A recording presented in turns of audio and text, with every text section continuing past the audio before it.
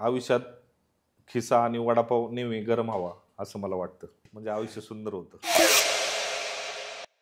माझ्या म्हणण्यानुसार व्यवसाय करताना ज्यावेळेस येणारा माणूस आहे, ज्यावेळेस तो आमचा वडापाव 20 रुपयाला खाऊन जातो, तर त्यावेळेस त्याला असं जाणवलं पाहिजे दुकानदाराचा फायदा कमी आणि माझा इथं वडापाव खाऊन फायदा जास्त झालाय. माझ्याकडे वडापाव सोबत 5 चटण्या मिळतात.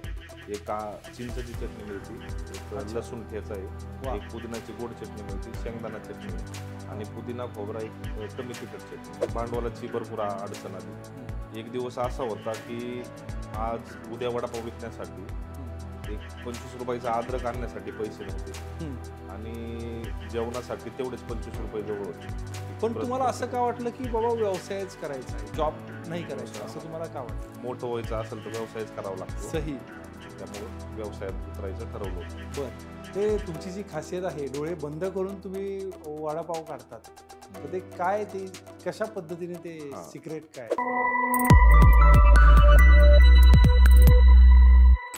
नमस्कार मित्रांनो, कोच किरण पाटील शो मध्ये आपलं स्वागत आहे. आणि आजचा एपिसोड एकदम भन्नाट एपिसोड आहे. याच्यामध्ये चाकण शिक्रापूर हायवे, चौफुला, पिंपळे जगताप इथून उद्योजक दादा वाजे वडेवाले हे इथे आलेले आहेत.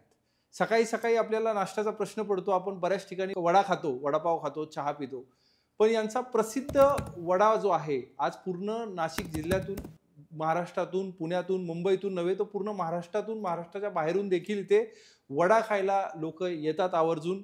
कारण त्यांची ती क्वालिटी तशी आहे आणि त्यांची ही यशोगाथा जी आहे ही आपण जाणून घेणार आहोत दादा वाजे वडेवाले यांच्याकडनं.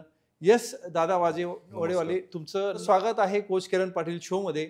आणि आज आम्हाला ऐकायला, जाणून घ्यायला आवडेल की कशा पद्धतीचा तुमचा हा प्रवास होता, कशा पद्धतीने हा जो प्रवास आहे. मी बघतो की बरेचसे हॉटेल व्यावसायिक चालू करतात, बंद करतात, उद्योग, वड्याचा बिझनेस असतो, नाश्त्याचा बिझनेस असतो, पण त्यांना हे जमत नाही, अयशस्वी होऊन जातात. पण तुम्ही अगदी थोडंसं पुण्याच्या बाहेर राहून देखील आज एवढं महाराष्ट्रातून नव्हे तर महाराष्ट्राच्या बाहेरून देखील लोक वडा खायला येतात. काय याचं सिक्रेट आहे आणि कशा पद्धतीने तुमचा याचा प्रवास सुरू झाला? म्हणजे साधारण कॉलेज लाईफ नंतरचा तुमचा हा प्रवास कसा सुरू झाला? खरं तर मी 10वी पर्यंत माझं शिक्षण झालं.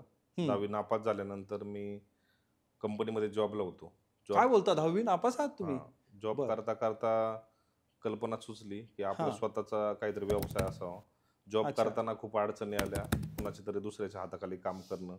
मी स्वतः हाऊसकीपिंगचं देखील काम केलं. असं काम करत असताना घरची परिस्थिती. पण तुम्हाला असं का वाटलं की बाबा व्यवसायच करायचा आहे, जॉब नाही करायचा, असं तुम्हाला का वाटलं? मोठं व्हायचं असेल तर व्यवसायच करावा लागतो. सही. त्यामुळं व्यवसायात उतरायचं ठरवलं होतं. बरं.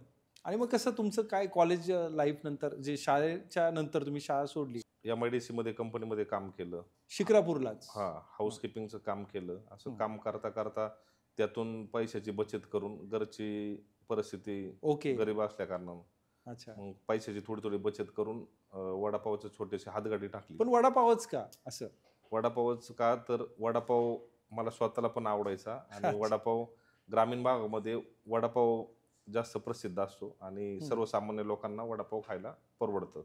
तर साधारण कसं तुम्हाला सुरुवात कशी झाली, कशा पद्धतीने तुम्ही ते सुरुवात केली, त्याचा दिवस कुठला होता, पहिल्या दिवसाचा तुमचा गल्ला किती झाला? पहिल्या दिवशी आमच्या एक 8 वडे पहिल्या दिवशी म्हणजे सेल होता. अच्छा. तर एकदम छोट्याशा भांडवलामध्ये 3000च्या भांडवलामध्ये व्यवसाय सुरू केला होता. तर एक ग्रामीण भाग असल्यामुळे तिथं रिस्पॉन्स एकदम पटकन मिळत नव्हता आणि स्वतः कोणत्याही हॉटेलवरती न कामाला जाता स्वतः डायरेक्ट स्वतः चालू केल्यामुळं काही काही गोष्टींमध्ये अडचणी देखील आल्या की कसं बनवायचं, काय करायचं हे माहीत नसताना देखील व्यवसायामध्ये उतरलो आणि चांगल्या क्वालिटीचा वडा आपण लोकांना द्यायचा हाच कायम प्रयत्न मनामध्ये ठेवून व्यवसायात उतरलो. पण ही ऊर्जा कुठून मिळाली तुमच्याकडे? तुम्ही म्हणता की पैसे पण नव्हते, अगदी 3000च्या भांडवलातून उभा केला आणि आज एवढा मोठा पसारा झाला की पूर्ण महाराष्ट्रातून नव्हे बाहेरूनही लोक आज वडा खायला येतात. तर ती ऊर्जा आणि एनर्जी काय होती की बाबा चला माझ्याकडे 3000 आहेत तर चला मला सुरू करायचंय, तर सुरू करण्याची ती एक काय एनर्जी होती? ऊर्जा माणसाला, परिस्थिती आणि गरिबी माणसाला खूप काही ऊर्जा देऊन जाते आणि माणसाचं ध्येय काहीतरी असेल तर माणूस त्या पद्धतीने वाटचाल करतो. आता याचं जे सिक्रेट आहे, असे कुठले 3 सिक्रेट आहे की जेणेकरून तुम्ही या उंचीवर आले? मी प्रथमतः एकदम प्रामाणिकपणे व्यवसाय करतो. आणि प्रथम स्थानी मी ग्राहकाला व्यवसायाच्या ठिकाणी कुटुंबातलंच एक सदस्य असल्यासारखं हम्म. मी ग्राहकांची काळजी घेतो. ग्राहकांना कसं चांगलं देता येईल, जसं आपण आपल्या कुटुंबामध्ये कोणत्याही दुकानात गेल्यानंतर एक चांगली वस्तू आपल्या घरच्यांना खायला आणण्यासाठी आपण प्रयत्न करत असतो. बरोबर आहे. तशा पद्धतीने मी पण व्यवसाय करत असताना येणारा माणूस ज्यामुळं आपलं पोटपाणी चालतं, बरोबर. आपलं कुटुंब चालतं, ज्यामुळं आपल्याला 2 रुपये मिळतात, हम्म. त्यामुळं त्या माणसालाही, जो माणूस आपल्याला पैसे देतो त्या माणसालाही आपण तितक्याच चांगल्या क्वालिटीचं जेवण असो, वडापाव असो, हम्म. तो दिला पाहिजे. हाच मनामध्ये कायम ठाम निर्णय ठेवूनच धंदा करतो. साधारण किती व्यवसाय कधी चालू केला तुम्ही? या व्यवसायात मला 12 वर्ष झाले. हम्म. तर 12 वर्षाच्या आधी मी हा व्यवसाय सुरू केला होता. हम्म. हळूहळू मी हा व्यवसाय वाढवत वाढवत गेलो. जसं परिस्थिती बदलन, हम्म. जसं लोकांचं डिमांड, म्हणजे मार्केटमध्ये जे लोकांना जसं जसं पाहिजे तशा तशा पद्धतीने व्यवसायामध्ये बदल करून आज 12 वर्षानंतर हा व्यवसाय 12 वर्ष पूर्ण झाले. 12 वर्ष पूर्ण झाले. क्या बात आहे.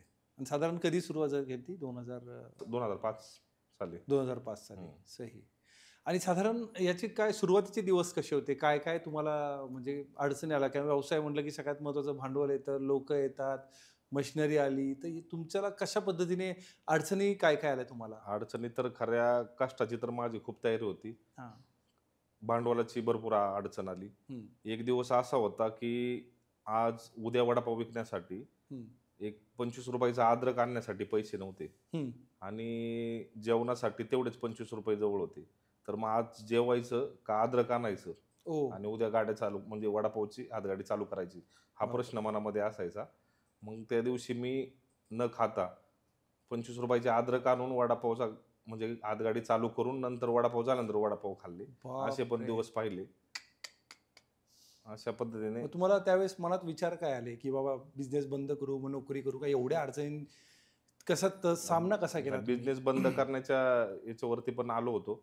परंतु परत विचार केला की आपल्याला यात मोठं यश मिळवायचे आणि आपल्याला काहीतरी करून दाखवायचे, असा मनामध्ये संकल्प केला होता. त्यामुळं सगळ्या गोष्टींना सामोरं गेलो. मधल्या काळामध्ये कर्ज झालं. हो. किती नवीन झालं नवीन साधारण कर्ज? व्यवसायामध्ये कर्ज हा उद्योजकांचा कॉमन प्रॉब्लेम. कर्ज साधारण किती झालं? नवीन नवीन कोणत्याही व्यवसायामध्ये फायदा होत नाही. बरोबर. 5-6 वर्ष असेच गेले. हम्म. आणि वडापावमध्ये कसं कॉस्ट कमी असल्यामुळं वडापावची पहिली प्राइस 7 रुपये होती, नंतर 10 रुपये होती, 12 रुपये होती, हां. 15 रुपये होती, 8 रुपये होती, आता 20 रुपये आहे. हां. तर अशा पद्धतीने जसं जसं हे वाढेल तसं तसं नफा हा कमी जास्त होत राहतो. अच्छा. साधारण तुमचा ग्राहकांचा अनुभव कसा होता? पहिला ज्यावेळेस लोक खायचे तर कशा पद्धतीने ते सांगायचे? ज्यावेळेस ग्राहक यायचे त्यावेळेस सांगायचे की, म्हणजे प्रत्येक ग्राहकाचं एकच म्हणणं होतं, स्वतः केल्याशिवाय हॉटेल लाईन चालत नाही. हां. आणि आपला भाग ग्रामीणमध्ये आहे, नाही का, इथं धंदा करणं अवघड असं असं बरेचसे लोक म्हणायचे. परंतु असे पण काही काही लोक आले की, नाही का, तुमची क्वालिटी चांगली आहे, हम्म. याच्या पुढं तुमचं खूप मोठं, नाही का, यश मिळेल तुम्हाला, आणि तुम्ही चांगली सेवा देताय. अच्छा.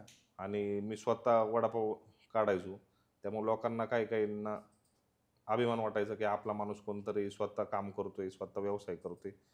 त्यामुळे असे बरेचसे मार्गदर्शक भेटले त्यात. हम्म. बरेचसे लोक कौतुक करून जायचे. साधारण काय आपली खासियत काय वडापावची जेणेकरून एवढे लोक तुटून पडलेत? वडापावमध्ये खासियत मला तर वाटतं की महाराष्ट्रामध्ये वडापाव सोबत हां. 5 प्रकारच्या चटण्या मला नाही वाटत कुणी देत असेल. अच्छा. आपण तर त्यात मी 5 ज्यावेळेस प्रकारच्या चटण्या वडापाव देतो. ज्यावेळेस कमी रेटमध्ये होता, तेव्हा पण मी तेवढ्याच चटण्या देत होतो. हम्म. म्हणजे माझ्याकडं वडापाव सोबत 5 चटण्या मिळतात. एक चिंचची चटणी मिळते, एक अच्छा. लसूण ठेचा आहे, वा. एक पुदिनाची गोड चटणी मिळते, शेंगदाणा चटणी आहे आणि हां. पुदिना खोबरा एक कमी तिखट चटणी. अशा 5 अच्छा. प्रकारच्या चटण्या आणि कांदा मिरची. तर प्रत्येक वेळेस ज्यावेळेस ग्राहक येतो, कांदा किती पण मागवू. हम्म. कोरोनाच्या काळामध्ये कांदा 150 रुपये झाला होता हां. किलो. बरोबर. तरी पण मी कधी क्वालिटीमध्ये कॉम्प्रोमाइज करत नाही. हम्म. किती काही महाग झालं तरी मी क्वालिटीमध्ये चेंज करत नाही. आणि ज्या आमच्याकडे 5 प्रकारच्या चटण्या मिळतात, हम्म. तर त्या 5 प्रकारच्या चटण्या ज्या मिळतात, त्या जरी एखाद्याला गोड खायचं असेल माणसाला तरी गोड चटणी आमच्याकडे आहे. हां. एखाद्याला जास्त तिखट लागत असेल तरी तिखट आहे. तिखट आहे. म्हणजे एखाद्याला कमी तिखट लागतंय, एखाद्याला शेंगदाणा चटणी, अशा 5 प्रकारच्या चटण्या मी देतो. त्यामुळं काहीतरी वेगळं लोकांना वाटतं आणि सर्व्हिस वगैरे, स्वच्छता, हम्म. या गोष्टींना आम्ही एकदम जपतो. त्यामुळे अच्छा. ग्राहक आमच्याकडे आवर्जून येतात. ह्या प्रत्येक यशामध्ये काहीतरी एक हे असतं, पाठिंबा असतो. तर तुम्हाला हा पाठिंबा कोणी दिला सुरुवातीच्या काळात आणि आत्ता पण? सुरुवातीच्या काळात मला माझ्या मित्रांनी भरपूर मदत केली. हां. आई वडील, पाहुणे अशा सगळ्यांनी भरपूर सहकार्य केलं. हं, म्हणजे ज्या ज्या वेळेस अडचणी येतील त्यावेळेस माझे मित्र असतील, हं. आई वडील हे सगळे माझ्या मागं ठामपणे उभे असायचे. बरोबर. त्यामुळे मला इथपर्यंत पोहोचायला सोयीस्कर झालं. आणि आता काय कॉम्पिटिशन आपण म्हणतो प्रत्येक बिझनेसमध्ये कॉम्पिटिशन असते. तर तुम्ही ते कॉम्पिटिशनवर मात करून एवढी क्वालिटी मेंटेन करून आज ह्या उंचीवर आलात. तर ते कॉम्पिटिशनमधून तुम्ही कशा पद्धतीने बाहेर पडले? कॉम्पिटिशन कधी तयार होतं, की आपण ज्यावेळेस लोकांसारखं देतो त्याला कॉम्पिटिशन म्हणतात. करेक्ट. परंतु आपण ज्यावेळेस लोकांना काहीतरी वेगळं देतो हां. आणि लोकांपेक्षा जास्त देतो म्हणजे माझ्या म्हणण्यानुसार व्यवसाय करताना हं. ज्यावेळेस येणारा माणूस आहे, ज्यावेळेस तो आमचा वडापाव 20 रुपयाला खाऊन जातो, तर त्यावेळेस त्याला असं जाणवलं पाहिजे, की दुकानदाराचा फायदा कमी हं. आणि माझा इथं वडापाव खाऊन फायदा जास्त झालाय. करेक्ट. ज्यावेळेस त्या माणसाचं मनामध्ये ही कल्पना येईल, की ह्या हॉटेलमध्ये जाऊन किंवा या दुकानात जाऊन माझा फायदा जास्त झालाय, हं. त्यावेळेस माणूस आपोआपच त्या ठिकाणी येतो. म्हणजे पोट आणि मन दोन्हीही भरतं. साधारण आता हे जे साहित्य असतं हे तुम्ही कसं बनवता किंवा बाहेरून आणता? जे काही तुम्हाला चटण्या लागतात, मिरच्या लागतात किंवा बटाटे लागतात. हे कशा पद्धतीने याची सगळी प्रक्रिया असते? आता जे आम्हाला मटेरियल लागतं, हां. आमचा व्यवसाय ग्रामीण भागामध्ये येतो. बरोबर. चाकण, शिक्रापूर हायवे, हं. चौफुला. तर ग्रामीण भागामध्ये ग्रामीण भागात जरी येत असला तरी तो साधारण तो सेंटरच आहे. पुणे आणि हां, नगरचं हां, सेंटर. हां, आणि सेंटर नगरला जाताना किंवा नगरहून येताना हां. पुण्याला. तर सेंटर असल्या कारणानं आमच्या इथं भरपूर प्रमाणामध्ये कांदे आमच्या शेतातच पिकतं. हां, ओके. परत लसूण पण शेतकऱ्यांकडूनच मिळतो हं. आणि आम्हाला शेजारी जवळच मार्केट यार्ड आहे. तर आम्ही काय करतो, जशा लागण मिरच्या, हिरव्या मिरच्या लागू, हं. आम्ही एकदम फ्रेश रोजची रोज आणतो आणि किराणा आम्ही मार्केट यार्ड पुणेमधून आणतो. तेल अच्छा. वगैरे चांगल्या क्वालिटीचं वापरतो, बेसन. लोकांना कसं चांगलं देता येईल हाच प्रयत्न कायम असतो. काय लोकांच्या काय प्रतिक्रिया असतात? आता लोकांच्या प्रतिक्रिया असतात, की तुम्ही म्हणजे आमच्याकडे आल्यानंतर, की आम्हाला एकदम समाधानी वाटतं. हं. आमच्या म्हणजे हॉटेलमध्ये आल्यानंतर जो हॉटेलचा माहोल आहे, तो पण आम्हाला म्हणजे आपुलकीचा वाटतो किंवा आल्यानंतर म्हणजे तुम्ही स्वतः मालक असून आमच्यापर्यंत येऊन आमची विचारपूस करता सही. आणि तुम्ही स्वतः काम करता आल्यानंतर. हं. म्हणजे हे आम्हाला कौतुक वाटतं या गोष्टीचं. त्यामुळे हं. आम्ही वारंवार या ठिकाणी येण्याचा प्रयत्न वॉव! करतो. परत तुमच्याकडे असणारी क्वालिटी म्हणजे एकदम छान आहे, असं प्रत्येक ग्राहक सांगून जात असतो. साधारण सोशल मीडियाचा आता एकदम वावर आहे. हं. सगळेजण Instaवर आहे, Facebookवर आहे, YouTubeवर आहे. तर याचा वापर आपण बिझनेससाठी कशा पद्धतीने करतो किंवा करतो का? सोशल मीडियाचा वापर म्हणजे येणारा ग्राहक आहे ना आमच्याकडं, हं. आमच्या ज्या 5 प्रकारच्या चटण्या आहेत, बरं. त्याचे फोटो काढतो. आमच्याकडे अच्छा. मिळणारी मिसळ आहे, वॉव! आमच्याकडं साऊथ इंडियन मिळतं. हां. जे आमच्याकडं हॉटेलमध्ये मिळणारे मेनू आहे, त्याचे येणारा ग्राहक असो, लेडीज हं. असो, एकदम फोटो काढतात. WhatsAppला स्टेटस ठेवतात. आता बऱ्याचशा लोकांचे आमच्याकडे पण नंबर सेव्ह असतात. हं. तर ते दिसतं लोकं आपल्या इथं आलेत, फोटो काढतायत, हं. स्टेटसला ठेवतायत, शूटिंग काढतात. वाह! लोकं माझ्यासोबत बी कधी-कधी कस्टमर फोटो काढतात. तर याच्यामुळं लोकच स्वतःहून म्हणजे इतरांना सांगतात किंवा पाहुण्यांना सांगतात, जाताना कधी जर त्या रोडने गेले चाकण शिक्रापूर हायवेने, हं. तर त्या दुकानात नक्की थांबा. तिथला वडापाव छान आहे, मिसळ छान आहे. असं म्हणतात की बाबा हॉटेलमध्ये लोकं टिकत नाही. हं. तर ते लोकांसाठी तुम्ही कशा पद्धतीने काय स्ट्रॅटेजी वापरतात की जेणेकरून लोकं आजही तुमचे टिकून आहेत, जसं आता मगाशी तुम्ही सांगितलं? माझ्याकडं एक 25 लोकांची टीम आहे हं. व्यवसाय. परंतु व्यवसाय करताना एक तत्व ध्यानात ठेवलं पाहिजे प्रत्येक म्हणजे मालकांना, हं. की आपण समजा ज्यावेळेस दहीहंडी फोडतो, हो, बरोबर. म्हणजे दहीहंडी फोडतो त्यावेळेस आपला जो खालचा माणूस आहे, ते त्याचं म्हणजे तो माणूस जितका आपलं कार्य करतो तितका वर फोडणारा करणार आहे. तर बरोबर. दहीहंडी आपण एकटे फोडू शकत नाही. हं. ज्यावेळेस आपली टीम असते त्यांची सगळ्यांची एकी महत्वाची आणि आपण एक घरातले सदस्य असल्यासारखं आपल्याला लोकांना सांभाळलं पाहिजे. बरोबर. त्यांचे जे अडचणी आहेत त्या आपल्या अडचणी असल्या पाहिजेत हं. आणि लोकांना कधी कोणत्या गोष्टीची कमी पडून नाही दिली पाहिजे. वाह! जे त्यांचं दुकान आहे आणि त्यांना प्रत्येक गोष्टीला प्राधान्य पाहिजे, की की कोणत्याही गोष्टीचा त्यांना अधिकार दिले पाहिजेत. हं. की काय करताना मालकाला विचारायची गरज नाही लागली पाहिजे, की ह्या गोष्टीमध्ये हा बदल करायचा आहे का? म्हणजे त्यावेळेस लोकं आपल्याकडे राहतात. नाही, टीमवर्क खूप महत्वाचं आहे. जसं टीमवर्क पूर्ण महत्वाचं म्हणजे सगळ्यात महत्वाचा विषय टीमवर्कच आहे. व्यवसाय वाढवायचा असेल तर टीम चांगली पण पाहिजे. टीमसाठी तुम्ही काय ट्रेनिंग प्रोग्राम घेता किंवा काय त्यांना मोटिवेशन असतं किंवा इन्सेंटिव्ह असतो? टीमला कसं ज्यावेळेस आता मी हा व्यवसाय चालू केला हम्म. तर मी एकदम शून्यातून चालू केलेलं आहे. तेव्हा मला स्वतःला त्यातलं प्रत्येक गोष्टीतलं नॉलेज आहे. अच्छा. समजा वडापाव बनवला जातो, समजा त्या म्हणजे कोणत्या गोष्टीला किती वेळ लागतो हो. हे पूर्ण मला पहिलंच माहिती असल्यामुळं मग आणि आलेल्या माणसाला कोणतं काम कुणाला लावायचं हे ज्यावेळेस ज्या मालकाला कळतं ना, की समजा एखादा माणूस नवीन आलाय तर तो कोणतं काम करू शकतो, ज्यावेळेस आपण त्याला त्याच कामाला लावू शकतो ना, तर आपल्या व्यवसायाची भरभराट चांगल्या पद्धतीने गतीमध्ये होऊ शकते. करेक्ट. तर असं कामगारांना योग्य कामाचं नियोजन दिल्यानंतर व्यवस्थित होऊन जातं. परफेक्ट. तुम्ही कामगारांना पगार तर देताच, पण त्याबरोबर प्रेम देता. साधारण किती वडापाव विकले जातात आपले दिवसभरात साधारण, आणि किती वाजता चालू होतं आपलं? आमचं दुकान सकाळी 8 वाजता चालू होतं तर संध्याकाळी 9:30 पर्यंत चालू असतं. अच्छा. तर आमच्याकडे हवे असल्यामुळं 9:30ला आम्हाला म्हणजे स्वतःहून बंद करावं लागतं. लोक यायची बंद नाही होत, कारण एक 14 तास दुकान चालू राहतं.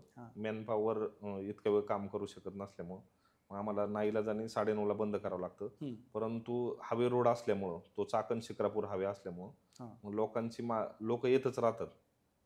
आणि आम्ही दररोज कमीत कमी 2000 वडापाव विकतो. परंतु 2000 वडापाव संपल्यानंतर आम्ही डायरेक्ट बंद करतो. समजा वडापाव 9ला संपू, 9:30ला संपू, परंतु 2000 वडापाव संपल्यानंतर आम्ही परत काहीच बनवत नाही, डायरेक्ट बंद करतो. बंद म्हणजे बंद. आणि वडापावचे जे पाव वगैरे आहेत, समजा वडापावचे पाव आहे ते आमची स्वतःची बेकरी आहे. एक चांगल्या 5-6 टाइम नाही का आम्ही पाव एकदम गरम गरम फ्रेश पाव देण्याचा प्रयत्न करतो. परत जे आमच्याकडे मिसळ आहे तिची शेव वगैरे आम्ही स्वतःच काढतो दुकानावरती. शेव झालं, पापडी झालं, असं आम्ही स्वतः ज्या ज्या महत्वाच्या गोष्टी आहे. परत मिसळचे मसाले झाले, मिसळच्या मसाल्यासाठी आमच्याकडं घरगुती छोटीशी मशीन आहे. ते आम्ही मिसळचे मसाले स्वतःच घरी बनवून फॉर्म्युला नाही का स्वतःच मसाले बनवतो. अजून काही नवीन प्रोडक्ट तुम्ही लॉन्च करणार आहात का? जसं आता मिसळ आहे, वडा आहे, तर अजून लोकांच्या फरमाईश येत असतील की बाबा तुम्ही नॉनव्हेज पण चालू करा किंवा व्हेजमध्ये अजून मेनू चालू करा. लोकांच्या मागण्या आहेत की तुम्ही यात म्हणजे समजा व्हेज थाळी चालू करा किंवा मेनू वाढवा. मग ते काही येणार आहे का अजून पुढे आपल्या भविष्यात आहे का? आता आमचा भविष्यातला प्लॅन असा आहे की आम्हाला भविष्यात फूड मॉलमध्ये रूपांतर करायचंय.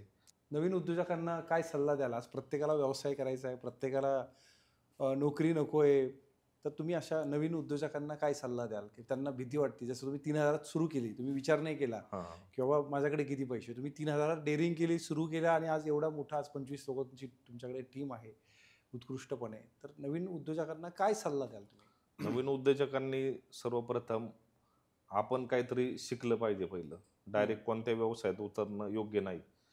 प्रथमतः आपल्याला ज्या गोष्टीची आवड आहे त्यामध्येच आपण गेलं पाहिजे, त्याच गोष्टीमधला व्यवसाय केला पाहिजे.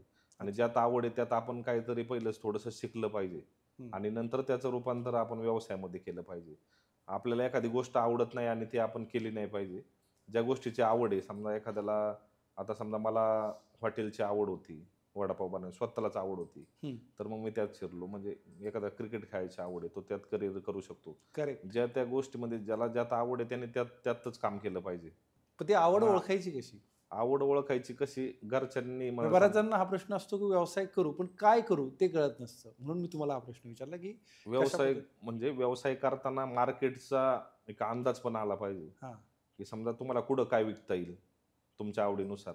म्हणजे समजा एरिया कसा आहे, लोकेशन काय निवडता येईल, किंवा म्हणजे इथं काय विकलं जाईल हे पहिलं तुम्ही शोधणं महत्वाचं आहे आणि मग तो व्यवसाय ठरवला पाहिजे.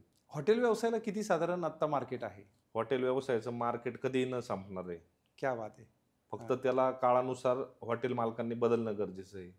म्हणजे लोकांना जसं जसं वेगवेगळे मेनू आवडतात तसं त्यात बदल पण केला पाहिजे. समजा आज पहिला आम्ही फक्त वडापाव विकत होतो, बरोबर, नंतर आम्ही त्याला जोडीला मिसळ चालू केली. आता लोक थोडे साऊथ इंडियन लोकांचं आहे तर आम्ही साऊथ इंडियन पण चालू केले. आता आम्ही थोड्या दिवसांनी पावभाजी पण चालू करतो. म्हणजे हळूहळू असे मेनू म्हणजे लोकांच्या आवडीनुसार ते केलं पाहिजे. किंवा आपलं जे समजा आपलं हॉटेल ज्या एरियामध्ये तिथं म्हणजे समजा रहदारी किती वाढली, कोणत्या प्रकारचे लोक राहायला आलेत, म्हणजे त्यांना काय हवंय त्या पद्धतीचं आपण तिथं मेनू चालू करणं गरजेचंच आहे. ते तुमची जी खासियत आहे, डोळे बंद करून तुम्ही वडापाव काढतात, तर ते कशा पद्धतीने ते हा. सिक्रेट काय तर डोळे बंद करून दिसतं कसं तेलात तुम्ही तिकडे असं हात आता टाक- डोळे बंद करून वडापाव म्हणजे नाही का काढतो याचं कारण आहे 12 वर्ष झाले गेले मी स्वतः एक 8 वर्ष स्वतः वडे कंटिन्यू सोडत होतो. हम्म. तर जे अंदाज आलेला आहे समजा बेसनामध्ये हात तेलाचं गरमचं हे हा. तर मी कधी पण किती पण डोळ्याला बांधून मला फक्त त्या जागेवरती उभं केलं ना तर किती पण गरम तेलामध्ये ते वडे काढून मी परत काढू शकतो. हम्म. कारण तेवढं व्यवसायावरती मी प्रेम करतो. वाह क्या बात आहे. आणि काय तुम्हाला टिप्स कुठून मिळाला एवढा सगळा तुम्ही बिझनेस वाढवला की क्वालिटी कशी मेंटेन करायची किंवा लोक कशी हँडल करायचे किंवा जे काही हॉटेलचं मॅनेजमेंट असेल कारण बऱ्याच वेळेला हॉटेलचं मॅनेजमेंट करून पण लोकांना जमत नाही. हम्म. तर तुम्ही तर हॉटेल मॅनेजमेंट पण केलं नाही आणि एवढं आज प्रॉपर मॅनेजमेंट करून आज 2000 वडे तुम्ही विकता तरी कसे? हॉटेल व्यवसाय म्हणजे चालू केल्यानंतर हम्म. येणारा ग्राहक हा प्रत्येक ग्राहक त्याच्याकडनं काहीतरी शिकण्यासारखं असतं. करेक्ट. आता आपल्याकडे समजा रोज 100 ग्राहक येत असतील तर प्रत्येकाची कल्पना वेगळी असते. बरोबर. प्रत्येकाचं म्हणणं वेगळं असतं. हम्म. तर प्रत्येक माणूस हा येऊन आपल्याला काहीतरी देऊन जात असतो नवीन काहीतरी. तर एखादा माणूस आल्यानंतर सांगतो की ह्या अशा अशा गोष्टीमध्ये तुम्ही चेंजेस करू शकता किंवा मी इकडे इकडे हे पाहिलं होतं हे इथं तुमच्या इथं पण चांगलं होऊ शकतं हां. किंवा मी ह्या ठिकाणी म्हणजे समजा मिसळ खाल्ली होती तर त्यांची थाळी अशी होती तुम्ही पण अशी करू शकता किंवा मग प्रत्येक गोष्टीमध्ये समजा तुमचं टॉयलेट आहे हम्म. येणारा ग्राहक प्रत्येक ग्राहकाचं वेगळं म्हणणं असं की तुम्ही हे असं करू शकता तसं करू शकता आणि मग असंच करता करता करता करता लोकांकडून थोडं थोडं शिकायला मिळतं आणि त्या शिकण्यामधून आपण आपल्या व्यवसायामध्ये बदल करणं गरजेचं राहतं. कारण येणारा ग्राहक हाच आपल्याकडं त्यांच्याच आवडीसाठी आपण हॉटेल केलेलं असतं. करेक्ट. तर त्यांना आवडन तेच आपण करायचं असतं तर मग प्रत्येक माणूस आपल्याला काहीतरी देऊन जात असतो. हम्म. मग त्यातूनच शिकून शिकून आम्ही थोडा थोडा बदल करून आज इथपर्यंत पोहोचलोय. याचं सगळं श्रेय जातं ते ग्राहकांना. तुम्ही स्वतः बोलले मला वडापाव स्वतः खूप आवडतात तर हां. तुम्हाला कोणत्या ब्रँडचे अजून वडापाव आवडतात? वडापाव मी म्हणजे लहान असताना बहीण हडपसरमध्ये दिली होती. हां. तर येता जाता मी हडपसरमध्ये येताना मांजरीमध्ये वडापावचं दुकान आहे. बरं. तिथे येताना मी वडापाव खायचो त्यासोबत ती चिंचची चटणी असायची ती मला खूप आवडायची. दरवेळेस ज्यावेळेस येईन मी त्यावेळेस तिथं वडापाव खायचो. जम्बो वडापाव असायचा. जम्बो. हां. त्यावेळेस जास्त पैसे नसायचे. हम्म. मग आपलं वडापावमध्येच चालवावं लागायचं. बहिणीला सोडावलं जाताना आपले वडापाव खायचे आणि जायचे. मग मला तिथला वडापाव आवडायचा आणि मग असंच मग मी नंतर म्हणलं की आपण पण असं करू शकतो अशी कायम जाता येतात त्या रोडने मनात कल्पना यायची. अच्छा. मग अशा याच्यानंतर मग त्याच व्यवसायात शिरायचं ठरवलं. साधारण आता लोकांना तुम्ही कसं ट्रेनिंग वगैरे कसं देता? महिन्यातून किती वेळा देता किंवा 15 दिवसातून देता? लोकांना ट्रेनिंग देणं म्हणजे कसं एखादा माणूस नवीन आल्यानंतर हम्म. प्रथमतः तो आल्यानंतर आपण त्याचं जाणून घेतो अच्छा. की तुला कोणत्या कामात आवड आहे. ओके. मग तो सांगतो की मला मिसळ भरायला आवडेल, कांदा कटिंग करायला आवडेल किंवा बरोबर. मला वडे सोडायला आवडतील किंवा मी हाऊसकीपिंग करू शकतो हम्म. किंवा मी सर्व्हिस करू शकतो. परत त्याचं दुसरं गोष्ट आपण त्याचा अनुभव जाणून घेतो की तू किती वर्ष कुठं काम केलंय, मग काय काम केलंय पहिलं. मग त्याच्या अनुभवानुसार मग त्याला आपण आपल्या दुकानावरचे आपण हे त्याला दाखवून देतो की आपल्या इथं अशा अशा पद्धतीने काम केलं जातं. मग तुला हे जमन का? तू पहिलं हे काम केलंय मग तुला तेच काम का दुसरं काम तुला नवीन काही शिकायचंय का इथं? मग ते काम आम्ही तुला शिकू शकतो का? अशा पद्धतीने मग त्या माणसाला आपण ट्रेनिंग देतो. अच्छा. मग समजा एखादा वेटर असेल तर तुम्ही त्याला प्रॉपर ट्रेनिंग देता की कसं जायचं, कसं वेटर बोलायचं, गेल्यानंतर कशी त्याला ऑर्डर घ्यायची?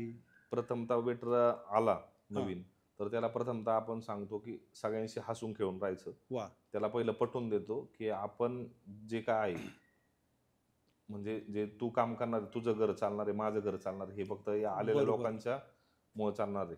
सही आणि आहे. आलेले बरोबर. लोक हे आपल्या देवस्थानी आहेत. देवस्थान आहे. मग आल्यानंतर त्या माणसाला आपण पहिलं पटवून देतो की लोकांशी व्यवस्थित वागायचं, व्यवस्थित बोलायचं, हसून खेळून राहायचं, काही चूक झाली तरी माफी मागायची आणि लोकांना फास्टमध्ये सर्व्हिस द्यायची. येणारा प्रत्येक माणूस हा खुश होऊन गेला पाहिजे हाच प्रयत्न करायचा दिवसभर. वाव, मस्त. तुमचं प्रोफेशनल गोल काय सर? म्हणजे किती मोठं हॉटेल करायचंय किंवा अजून किती लेवलला घेऊन जायचं याला? माझं म्हणजे हे की मला एक फूड मॉल भरपूर मोठं करायचंय. अच्छा. म्हणजे फूड मॉल एवढं मोठं करायचं की लोकांनी समजा 50 किलोमीटर जाता येता कुठंच नाही थांबलं पाहिजे म्हणले पाहिजे तिथंच जायचंय. आता पण माझ्याकडे तशी लोक येतात आहे लांबून लांबून, वाव. परंतु मला त्याचं रूपांतर चांगल्या मोठ्या याच्यामध्ये करायचं. फुटबॉल मध्ये सगळंच तिथे मिळणार, म्हणजे सगळंच मिळणार, सगळ्याच गोष्टी म्हणजे जेवणाच्या. आणि जे आपण बनवतो हा. वडापावचं सगळं मला स्वतःला येतं.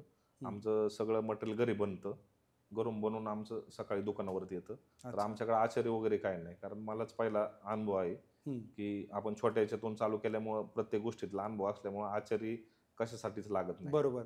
सगळ्या आमच्या ज्या वडापावसाठी बनणाऱ्या 5 चटण्या आहेत, सगळं बटाट्याचा मसाला वगैरे घरूनच दुकानावर सगळे घरूनच घरगुती मसाल्याचं बनवतात. त्यामुळं जास्त अडचणी येत नाही. क्वालिटी वर्षानुवर्ष तीच राहते.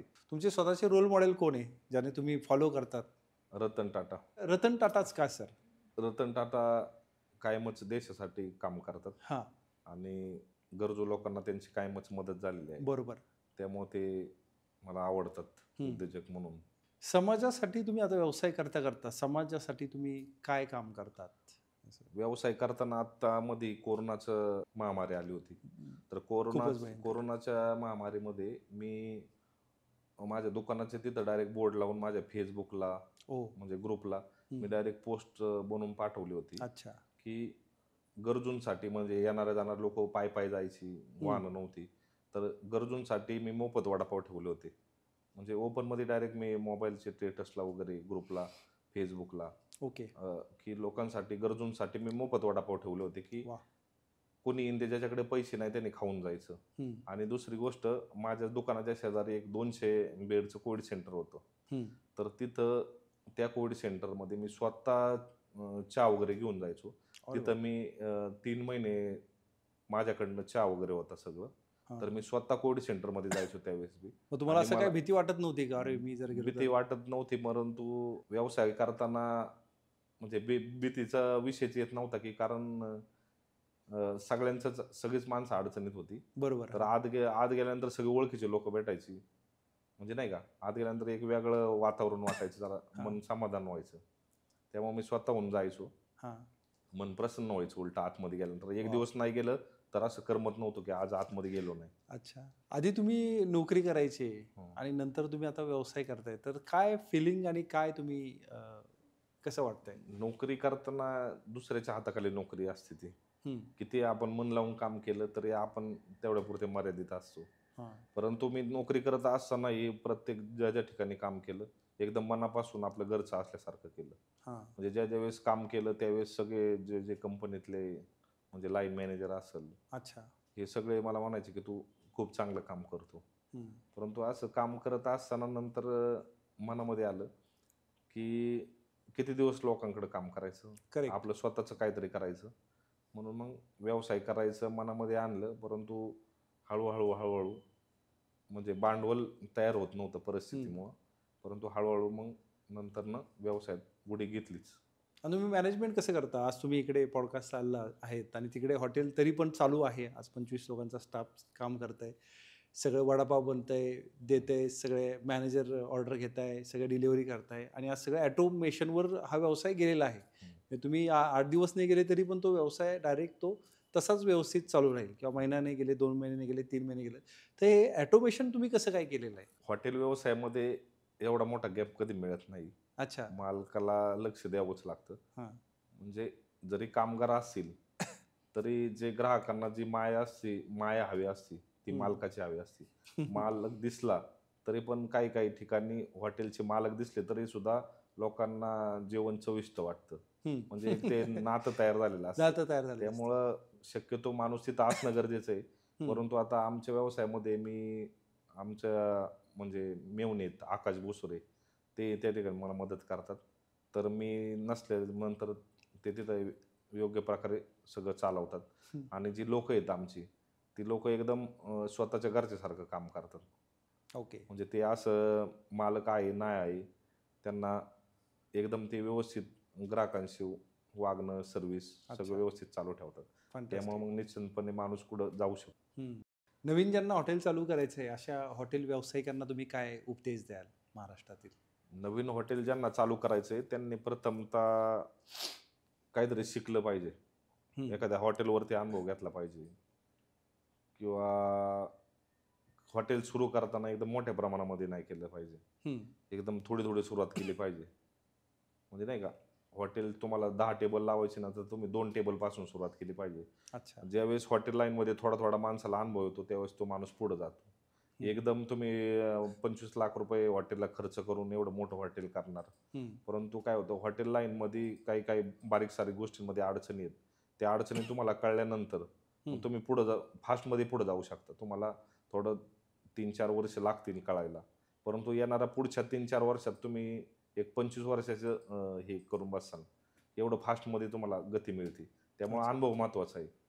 हॉटेल लाईनमध्ये प्रत्येक गोष्टीचा अनुभव हा मालकाला महत्त्वाचा आहे. मालकाला सगळं येणं गरजेचं आहे. डायरेक्ट हॉटेल टाकून लोकांच्या जीवावरती हॉटेल चालत नाही. बरोबर. तर त्या मालकाला सगळ्या गोष्टी येणं गरजेचं आहे. त्यावेळेस ते हॉटेल व्यवस्थित चालतं. अच्छा. यामध्ये सगळ्यात महत्त्वाचा प्रश्न आहे, यामध्ये तुमच्या जो काही आता तुम्ही ह्या यशाच्या उंचीवर आले, तुमच्या कुटुंबाचा किती हातभार आहे? कुटुंबाचा हातभार आहे ना. आई, वडील, परत मेवणा नाही का, आकाश बोसरे मेवणा आहे, तो पण तिथंच असतो. खऱ्या अर्थानं म्हणजे ह्या सगळ्या लोकांचं पाठबळ आणि कायम वडिलांचं म्हणणं असायचं की तू काळजी नको करू, म्हणजे कोणत्या गोष्टीची. म्हणजे जरी आमच्याकडे काय नव्हतं तरी पण त्यांचं म्हणणं असायचं की तू लढत राहा. म्हणजे त्यांनी कधी असं मला निराश केलं नाही किंवा नकारात्मक केलं नाही की हे तू करू नको, तुला नाही व्हायचं किंवा हे जमणार नाही आपल्याला. परंतु जरी वडिलांची सगळ्या गोष्टी साध्या असल्या तरी विचार त्यांचे म्हणजे चांगले होते की हार मानायची नाही. त्यामुळे मग मला ती ऊर्जा काय मिळत गेली. अच्छा. बरेच लोक मी बघतो की उत्साहाने बिझनेसचं सुरू करता, व्यवसाय सुरू करता, की बाबा बायको म्हणत की बाबा काय तू काय काम करत नाही, व्यवसाय सुरू करा. आई वडील म्हणताय की बाबा तू काय काय काम करत नाही, व्यवसाय सुरू करा. मित्र म्हणतात तू काहीच करू शकत नाही, व्यवसाय सुरू करा. शिक्षक म्हणताय तू तर मठ्ठच आहे, असाच मठ्ठ राहणार, व्यवसाय सुरू केला. व्यवसाय तर त्याने सुरू केला, पण जसा तो व्यवसाय सुरू करतो त्याला अनेक अडचणी येतात, नैराश्य येतं, त्याला वाटतं की बाबा आत्महत्या केली बरी पण हे व्यवसाय नको. फ्रस्ट्रेशन येतं, कर्जबाजारी होतो, कर्ज होतं, व्यवसाय चालत नाही, क्वालिटी लोकांना आवडत नाही आणि अशा अनेक अडचणींना त्याला सामोरं जावं लागतं आणि वाटतं की बाबा सरेंडर होऊन तो मी बिझनेस बंद करतो. तर अशा व्यावसायिकांना तुम्ही काय सल्ला द्याल की याच्यातून कसं बाहेर पडलं पाहिजे, कसा सामना केला पाहिजे आणि कशा पद्धतीने मोटिवेट होऊन कशा पद्धतीने स्ट्रॅटेजिकली आपण सक्सेस झालं पाहिजे? व्यवसाय करताना अडचणी ह्या प्रत्येक व्यावसायिकाला येत असतात. बरोबर आहे. अंबानीला पण आल्या, टाटाला पण आल्या, सगळ्यांनाच आल्या जो कोणी परंतु बिझनेस चालू व्यवसाय केला. करताना कधी व्यावसायिकाने हार नाही मानली पाहिजे. बरोबर. हार मानणारा हा उद्योजक नसतोच. करेक्ट. तर हार न मानणे म्हणजे काय, तर येणाऱ्या संकटांना सामोरं जाणं. बरोबर. तर सामोरं जात असताना ज्यावेळेस आपल्याला परिस्थितीचं भान ठेवलं पाहिजे की कोणत्या परिस्थितीमध्ये आपण काय केलं पाहिजे. अडचणी येतात, समजा अडचणी आल्या तर त्यावेळेला आपण काय केलं पाहिजे बरोबर. न हार मानता. तर अशा बऱ्याच वेळा माझ्या जीवनामध्ये बी बऱ्याच वेळा असं झालं. तर मी ज्यावेळेस शाळा सोडली, शाळा सोडल्यानंतर घरची परिस्थिती गरीब असल्यामुळं तर असंच मी पण खूप निराश झालो होतो. परंतु मी माझ्याकडं त्यावेळेस म्हणजे कामाला जाण्यासाठी त्यावेळेस फोर व्हीलरचा काही विषय नव्हता जास्त. तर त्यावेळेस सायकल जास्त असायच्या. तर ज्यावेळेस सायकल होत्या तर एक आमचा चुलत भाऊ आहे, तर त्याची सायकल मी एक 300 रुपये म्हणजे महिन्याने नाही का त्याची सायकल भाड्याने घेतली होती. त्यावेळेस मला कंपनीमध्ये पगार होता 70 रुपये. 12 तासाला 70 रुपये होता आणि गावापासून आमच्या एक 20 किलोमीटरवरती कंपनी होती. अच्छा. तर रोज अपडाऊन करायला लागायचं. तर अशा वेळेस म्हणजे लक्षात घ्या की त्यावेळेस आमची परिस्थिती नव्हती, परंतु मला काहीतरी करायचं होतं आणि काम तर करणं गरजेचं होतं.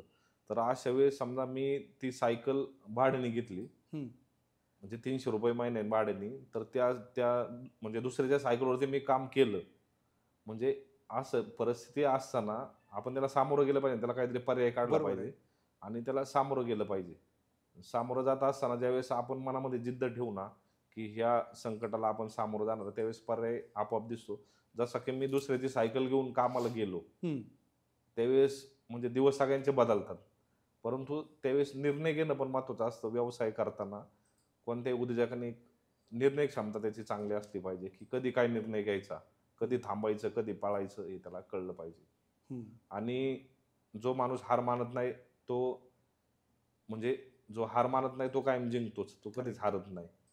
म्हणजे तो तेवढ्या वेळापुरता जरी हारला तरी तो नक्कीच जिंकणारा असतो. जसा तो शाहरुख खानचा डायलॉग आहे, हार कर भी जीतने वाले को हा. बाजीगर कहते हैं. हा, बरोबर आहे, माणूस जिंकतोच. करेक्ट आहे. त्या हॉटेल व्यवसाय करताना सर्वाधिक लक्ष कुठल्या गोष्टीवर दिलं पाहिजे साधारण? हॉटेल व्यवसाय करताना सर्वप्रथम आहे ना, ग्राहकांना क्वालिटी महत्वाची. तर कोणताही मेनू देताना त्याची क्वालिटी चांगली असणं गरजेचं आहे. त्याचा आपण जो मटेरियल वापरतो तो पण चांगला असणं गरजेचं आहे. आणि लोकांना तेवढ्या प्रेमाने देता पण आलं पाहिजे आपल्याला. आणि लोकांना भरभरून दिलं पाहिजे. बरोबर, महत्वाचं म्हणजे लोकांना भरभरून दिलं पाहिजे.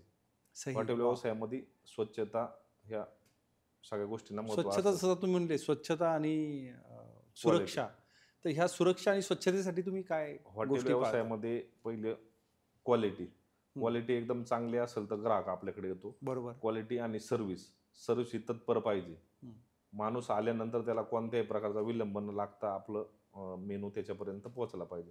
आणि जर Quality समजा लागलाच service- काही कारणामुळे लाईट गेली असती किंवा काही तेल संपलेलं असतं किंवा कधीतरी प्रॉब्लेम येऊ शकतो 3 महिन्यातून 6 महिन्यातून, तर त्याला तुम्ही नाही, कसं हाताळता? आता प्रॉब्लेम येऊ शकतो.